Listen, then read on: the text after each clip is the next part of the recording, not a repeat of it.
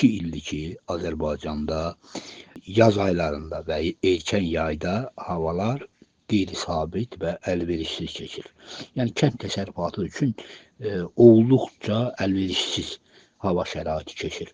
Bu isə ilkin mərhələdə əsasən məhsuldarlığa təsir göstərir. Məsələn, erkən yazda yağışların yağması, dolunun düşməsi, güclü fırtınaların əsməsi məhsuldarlığı kifayət qədər aşağı saldı. Ondan sonra havanın temperaturu kənd təsərrüfatı məhsullarının yetişməsi səviyyəsinə qədər istiləşmir. Məsələn, havanın temperaturu 25 dərəcəni keçəndən sonra meyvələr yetişməyə başlayır, tərəvəz yetişməyə başlayır və kütləvi bazara çıxış olanda qiymətlər aşağı düşür. Amma çox təəssüf ki, sən bugünkü havaya diqqət edirsinizsə, bir neçə gün bir qədər hava isti keçdi, onun ardınca rayonlara dolu yağdı, yağış yağdı, hava sərinləşdi, temperatur aşağı düşdü və meyvələrin yetişməsi ləngidir. Məsələn, ağ ərik deyilən bir ərik var, ona may əriyi də deyirlər də, mayovka deyirlər. O may ayının son 3-cü dekadasında adətən yetişir. Amma hələ indi həmin o ağ ərik tam yetişməyib.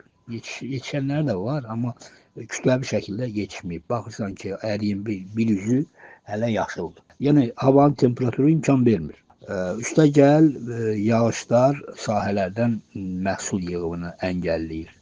Bütün bunlar təklifi azaldır. Təklif azalanda isə qiymətlər bahalaşır.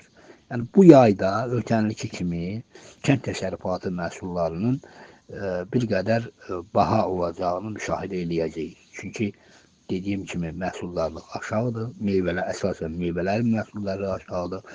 Yalnız ərik boldur, ərik də aran zonasında, əriyin çiçəkləmə dövründə bir neçə həftə havanın sabit isti keçməsi mart ayının sonunda havaların isti keçməsi əriyin bar tutmasına səbəb oldu. Ona görə də ərik boldur. Amma gilas, albalı, şaftalı bunlar bir qədər qıtdır. Şaftalı birazdan ola bilsin ki, şaftalı bollaşsın, qiymətləri ucuzlaşsın.